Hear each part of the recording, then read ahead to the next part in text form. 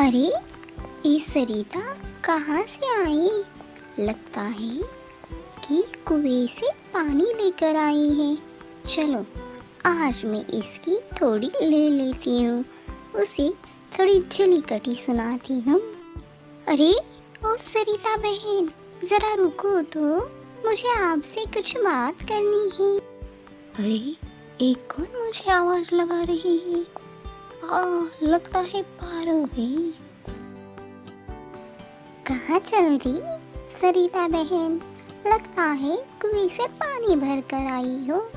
तुम्हारे नसीब में ना तो सिर्फ काम और कष्ट ही करना लिखा है। तुम्हें पता है क्या, तुम्हारी पड़ोसन रमा, क्या हुआ उसे? क्या हुआ पारो? ऐसा क्या हुआ, जरा मुझे बताओ तो।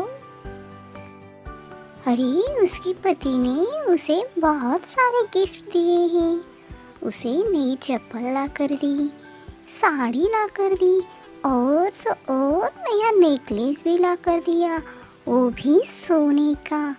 और तुम ठहरो, देखो तुम्हें, अरे तुम तो हर वक्त काम करती रहती हो। तुम अपने पति को कुछ कहोगी नहीं क्या? क्या बता रही हो पारो? इतने सारे गिफ्ट रमा को मिले? अरे मेरा पति ना बहुत आलसी है, कुछ काम भी नहीं करता और दिन भर सोता रहता है। वो क्या मुझे खाक देगा कुछ ऐसी वस्तुएं? नहीं रे पारो, मेरा इतना नसीब नहीं है। और मुझे पता है तुमने मुझे ये बातें क्यों बताई। हाँ, मुझे पता है तुम्हें मेरे जले पर नमक जो छिड़कना था, मैं तुम्हारे स्वभाव से अच्छी तरह वाकिफ हूँ पारो। गलत मत समझना सरिता बहन, मुझे लगा कि मैं तुम्हारी कुछ मदद कर सकती हूँ, इसी वजह से मैंने तुम्हें बताया। मुझे नहीं लगा था कि तुम इतनी बड़ी बेवकूफ़ हो और मुझ पर इतना बड़ा आरोप भी लगा सकती हो।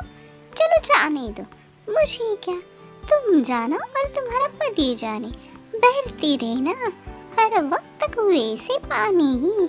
और रमा देखो, घर बैठी रानी की तरह ऐश कर रही है।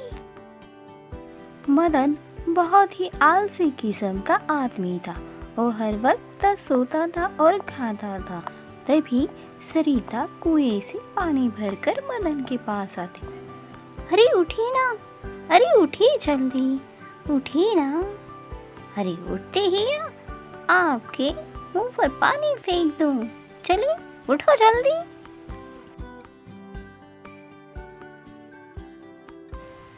मदन जी, आप कैसे पति हैं?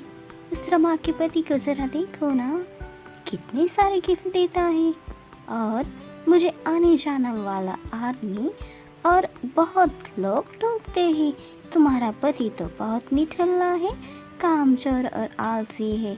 तुम हर वक्त काम करती हो और क्या पाती हो? कुछ खुशियाँ मिलती है तुम्हें? लोगों को कहने दो कि नहीं उनका काम, जाने दो, बातें करते रहेंगे लोग, उनके साथ हमें नहीं चलना, हमें तो अपने धन में रहना, जाने दो ना सरिता। हे प्रभु, ये कौन सा इंसान मुझे पति के रूप में आपने दे दिया? आप हर वक्त ऐसी मौज मजा कैसे कर लेते हो? आपको पता भी है क्या, घर का सारा राशन खत्म हो चुका है, अब मैं कहाँ से लाऊं? आप तो कुछ काम करते नहीं, मुझे ही हर वक्त काम करना पड़ता है। जाने दीजिए, आप पर मेरी बातों का और मेरी तकलीफ़ का कोई असर नहीं पड़ेगा। हाँ, एक दिन ज़रूर आएगा, आपकी बातें और आपका स्वभाव आपको बहुत बड़ी मुसीबत में ले डूबेगा। हमको मालूम है तुम कितनी परेशान हो, लेकिन मैं अभी कुछ नहीं कर सकता। चलो हटो, जाने दो, मुझे सोना है, मुझे सोना है, रात के खाने को मुझे जगाओ ना। इस आलसी पति को तो मैं ही सबक सिखा कर रहूंगी। हर वक्त मुझे ही सताता है और अपनी ही धुन में रहता है। ना ही उसे मेरी चिंता है, ना ही मेरी तरफ वो देखता भी है। अपने आप पर ही प्यार लुटाता रहता है। ठहरो मदन जी, मैं आपको दिखाती हूँ। सरिता घर का सारा काम कर लेती। घर के साथ साथ वो अपनी खेती बाड़ी भी संभाल लेती। जब वो घर का सारा काम निपटा कर खेत में आती तो खेत में खुद ही हल चलाती, खुद ही सारा काम कर देती और अपने आलसी पति को भी वो संभाल लेती थी। वो सिर्फ अपने आलसी पति की वजह से ही दुखी थी। वो जंगल में जाकर अपने शाम के और सुबह के खाने के लिए लकड़ियाँ भी जमा कर लेती। खुद ही जाती और खुद ही लकड़ियाँ तोड़कर काट कर वो घर आती। ऐसा वो हर रोज करती थी।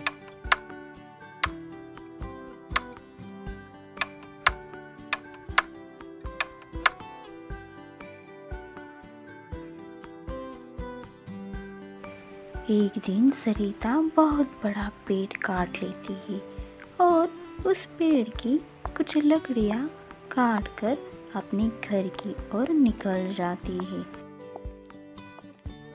उसका यह सारा काम एक साधु बाबा हर रोज देखते थे।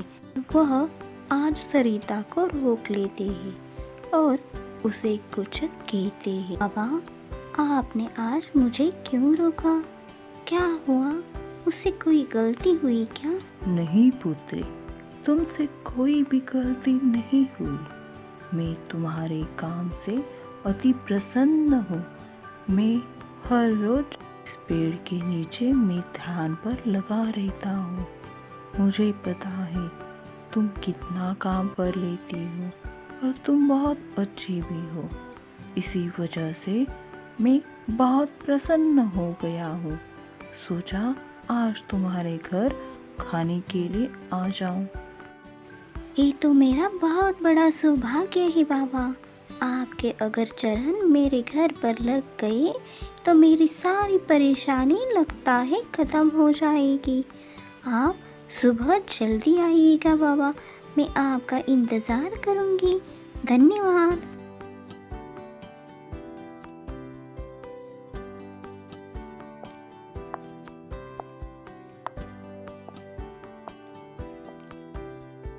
साधु सुबह सुबह सरिता के घर भोजन करने के लिए आते हैं। सरिता ने साधु के लिए पांची पकवान का थाल बनाया था और बहुत खुश थी। साधु खाना खा ही रहे थे, तभी ओ आलसी पति उसका उसे कुछ कहता है। अरे सरिता, ये साधु इतने टेढ़े मेढ़े होकर खाना क्यों खा रहे हैं? तुम साधु को ही खाना खिला रही हो ना? मुझे तो लगता है एक कोई साधु नहीं भिखारी है। साधु के भेष में तुम्हें कोई उल्लू बना रहा है। अरे मूर्ख, चुप हो जाओ। अगर इससे आगे कोई शब्द निकाला ना तो मुझसे बुरा कोई नहीं होगा। अरे अपने बीवी के कमाई पर जीते हो और मुझे कह रहे हो मैं साधु हूँ या भिखारी? तुम्हें अभी पता चलेगा मैं साधु हूँ या भिखारी। बहुत अच्छी एक्टिंग कर लेते हो। साधु हो तो साधु की तरह रहो। ऐसे भिखारों की तरह खाना मांग कर क्यों खा रहे हो और मेरे घर पर क्यों आए हो? अगड़म बगड़म भो, ओम नमः शिवाय। अभी के अभी ये बालक मेंढक हो जाए, स्वाहा। रुकिए साधु बुआ, गुस्सा शांत करिए। प्लीज़ हम पर रहम करना। साधु बुआ, अपना गुस्सा शांत कर लीजिए। मैं मेरे पति की तरफ से आपसे माफ़ी मांगती हूँ। जो भी हो गया उसे प्लीज़ भुलाकर हमें माफ़ करना और शांति से खाना खाइए। मदन, आज तुम अपनी बीवी की वजह से बच गए मेरे श्राप से। अगर तुम्हारी बीवी ना आ जाती तो मैं तुम्हें मेंढक बना ही देता, तो तुम्हें पता चलता आलसीपना और घमंड क्या चीज़ है। माफ़ी चाहता हूँ साधु बुआ, मुझसे बहुत बड़ी गलती हो गई। मैं आलसी तो था ही, लेकिन आलस की वजह से घमंड में भी जा चुका था। मुझे कुछ समझ में नहीं आ रहा था। मुझे लगा था जो भी मैं करता हूँ सही ही करता हूँ, लेकिन आज से मैं अपने बीवी के काम में हाथ बटाऊंगा और अपना संसार आगे बढ़ाऊंगा। मुझे माफ़ करना साधु बुआ, और सरिता तुम भी मुझे माफ़ करना इतने साल मुझे झेलने के लिए। अब से हम दोनों अच्छे से संसार करेंगे हमारा। मदन की आंखें खुल गई और वह आलसीपना छोड़कर अपनी बीवी के काम में हाथ बटाने लगा। अगर मेरी कहानी अच्छी लगी हो तो प्लीज़ लाइक, शेयर और सब्सक्राइब करना दोस्तों। धन्यवाद।